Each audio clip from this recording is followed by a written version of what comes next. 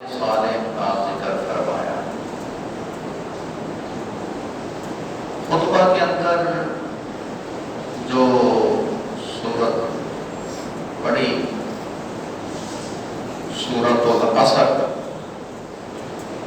30ویں پارے میں ہے، سورۃ العصر، اس کی 3 آیات مبارکہ ہیں۔ ان آیات مبارکہ کا ترجمہ اور تفسیر رسول اللہ صلی اللہ علیہ وسلم کی احادیث مبارکہ کی روشنی میں عرض کروں گا۔ اللہ رب العالمین اپنے پیارے حبیب کریم کے صدقے ہمیں حق اور سچ اور صحیح بیان کرنے کی توفیق عطا فرمائے، اور ہم سب کو سن کے سمجھ کے اس پہ عمل کرنے کی توفیق عطا فرمائے۔ صحبت صالح ترا صالح کنت، یہ فارسی کا ایک شعر ہے۔ اس شعر میں بزرگوں نے یہ کہا ہے کہ جو نیک لوگوں کی صحبت میں رہتا ہے وہ نیک ہو جاتا ہے، اور صحبت طالح ترا طالح کنت، جو برے بندے کی صحبت ہے وہ تجھے برا کر دے گی، برا بنا دے گی۔ ایک پنجابی کے بزرگ شاعر، انہوں نے اپنے شعر میں اس کا ترجمہ یوں کیا ہے، کیونکہ پنجابی کو بہت زیادہ سمجھنے والے لوگ موجود ہیں، مزہ آئے گا انشاءاللہ۔ وہ شعر یوں ہے کہ چنگے بندے دی صحبت یارو جی میں دکان اتارا، چنگے بندے دی صحبت یارو جی میں دکان اتارا، سودا پامیں لئیے نہ لئیے ہلے آن ہزارہ، یعنی اگر عطر آپ نہیں بھی خریدتے خوشبو مفت میں آپ کو آ رہی ہے۔ برے بندے دی صحبت یارو جی میں دکان لوہارا، لوہار جو ہے نا وہ ایک بھٹی بنا کے نا اس کے اندر لوہا گرم کر کے اس کی دانتری بناتا ہے، چھری بناتا ہے، یا جو بھی اس نے بنانا ہوتا ہے، وہ بھٹی کے بغیر وہ اس کا کام چلتا نہیں ہے۔ لوہار کا آپ کے ساتھ اس کا تعلق ہے۔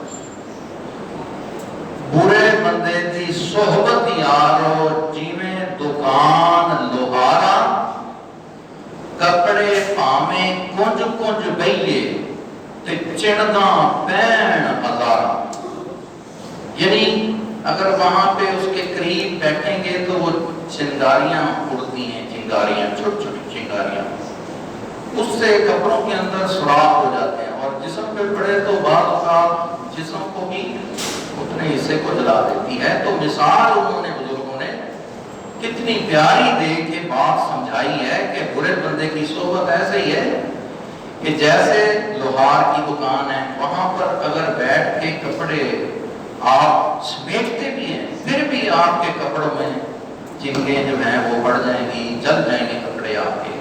یعنی برے بندے کے ساتھ اگر آپ صحبت رکھیں گے تو برے ہو جائیں گے۔ اسی ضمن میں جو سورت میں نے پڑھی ہے، سورۃ العصر، اس میں بھی اللہ رب العالمین نے یہی بیان فرمایا۔ کیا فرمایا؟ سبحان اللہ، والعصر، زمانے کی قسم۔ یہ مختلف تفاسیر میں عصر کا معنی بعض نے لکھا ہے کہ نماز عصر کی قسم کھائی ہے، اور بعض نے لکھا ہے کہ زمانے کی قسم کھائی ہے، اور بعض نے لکھا ہے کہ جس زمانے میں، یعنی کیونکہ رسول اللہ صلی اللہ علیہ وسلم جس زمانے میں موجود ہیں، یعنی زمانے میں موجود ہیں، تو اس زمانے کی قسم کھائی ہے۔ یہ عالم ارواح میں بھی دنیا میں بھی، برزخ میں بھی، آخرت میں بھی. یہ بڑی لمبی تقسیم ہے.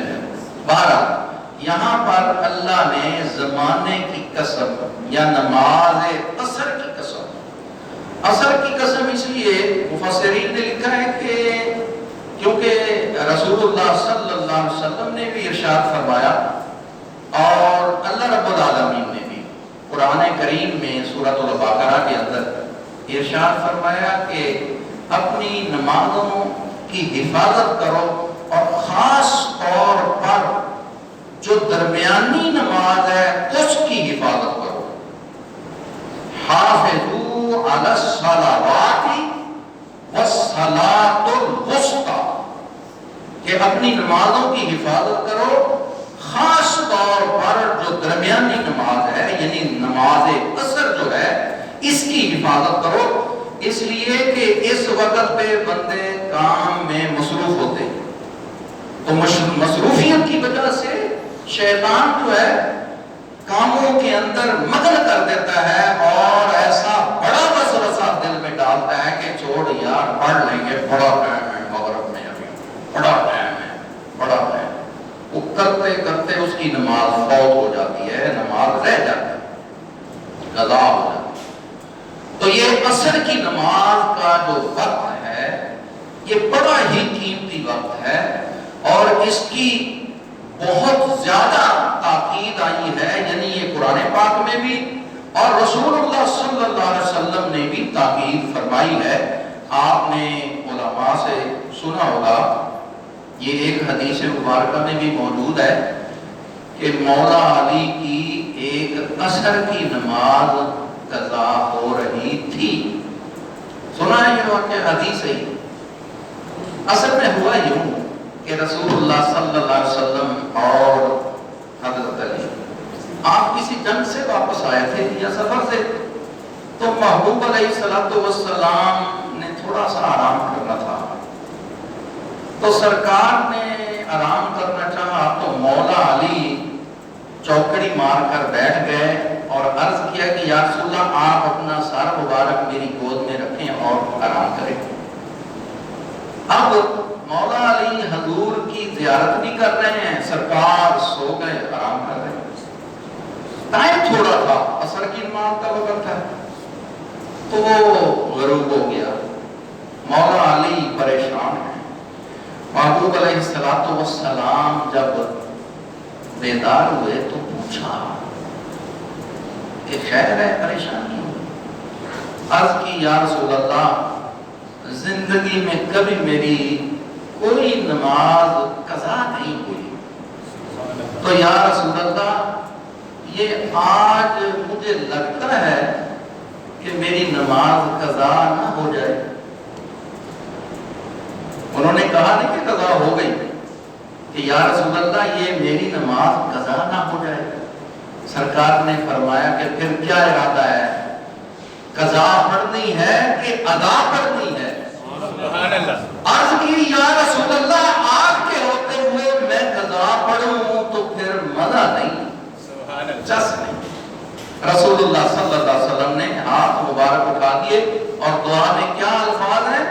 محبوب نے فرمایا یا اللہ یہ علی تیری اور تیرے محبوب کی اطاعت میں تھا تو تو اس کے لیے سورج واپس کر دے. یہ لفظ حدیث پاک. انشاءاللہ اس موضوع پہ پھر کبھی موقع آیا تو انشاءاللہ حدیث پاک بھی سناؤں گا عربی. تو عرض کیا مولا علی نے لوگوں کو بتایا کہ محبوب نے جب ہاتھ اٹھائے تو سورج دوبارہ عصر کے وقت پر آ گیا، غروب ہوا، سورج واپس آ گیا. اور مولا علی نے پھر نماز ادا کی اور اس کے بعد پھر سورج غروب ہوا. آپ اندازہ کریں کہ حضور نبی پاک صلی اللہ علیہ وسلم آپ کے ہاتھ جب اٹھ جائیں تو وہ خالی نہیں آتے، اللہ رب العالمین ان کو خالی نہیں پھیرتا. اور اسی طرح اللہ رب العالمین نے اس صورت کے اندر ارشاد فرمایا والعصر، مجھے عصر کے نماز کے وقت کی قسم ہے. یہ آپ اندازہ کر لیں کہ کتنی اہم نماز ہے. شاید حضور کے اس عمل کی وجہ سے اللہ نے قسم اٹھائی. آپ اندازہ کریں کہ یہ عصر کا کتنا اہم وقت ہے. تو میرے دوستو کوشش کیا کریں یار، بات سنیں، میں تو کہتا ہوتا ہوں کہ آپ کوشش کر کے نماز جو فرض ہیں وہ پڑھ لیا کریں. فرض نماز ضرور پڑھا کریں. اس کے بارے میں قیامت کے دن پوچھ گچھ ہوگی. اگر آپ کے پاس وقت نہیں ہے، آپ کا کوئی مالک کوئی زیادہ ہی جابر یا سخت ہے، تو پھر آپ سنتیں اور نوافل چھوڑ دیا کریں. میری بات سمجھ رہے ہیں؟ اگر وقت نہیں ہے تو فرض ضرور پڑھ لیا کریں.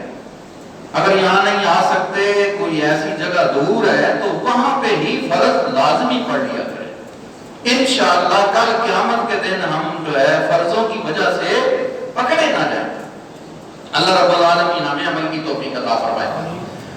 دوسری آیت مبارکہ جو اللہ رب العالمین نے ارشاد فرمائی، کیا ان الانسان لفی خسر. اب سن لیں کہ انسان خسارے کے اندر ہے. انسان، تمام انسان، جن سے انسان، سب انسان خسارے کے اندر ہے. یا اللہ، پھر فائدے میں کون ہے، بچت میں کون ہے؟ کس کی بچت ہوگی؟ بتا دیا اگلی آیت میں، بتا دیا تمہیں خوشخبری ہے. کن لوگوں کو خوشخبری ہے؟ الا الذین آمنوا. وہ خسارے میں نہیں ہے جو ایمان لائے. لیکن ایمان لانے کے ساتھ دو شرطیں ہیں.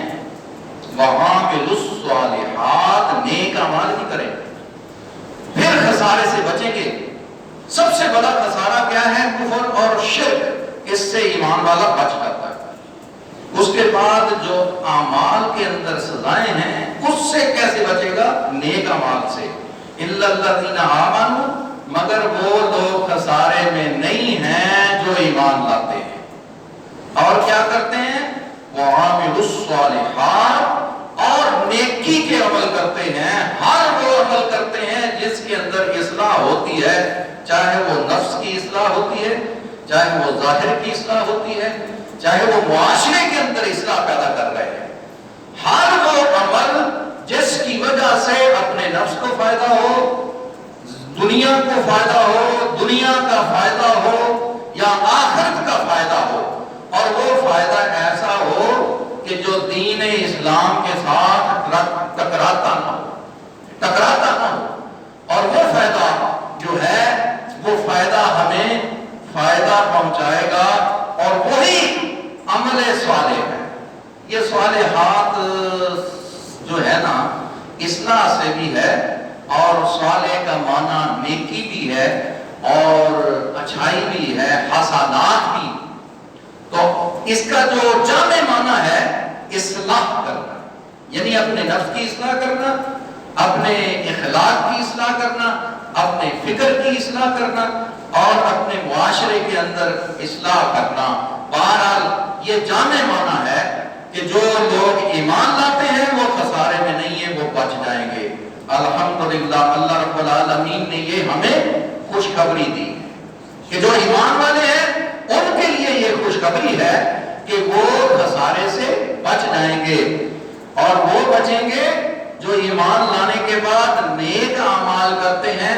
وَتَوَاصَوْا بِالْحَقِّ، اور پھر حق کی وصیت کرتے ہیں، دین حق پر چلنے کی وصیت کرتے ہیں.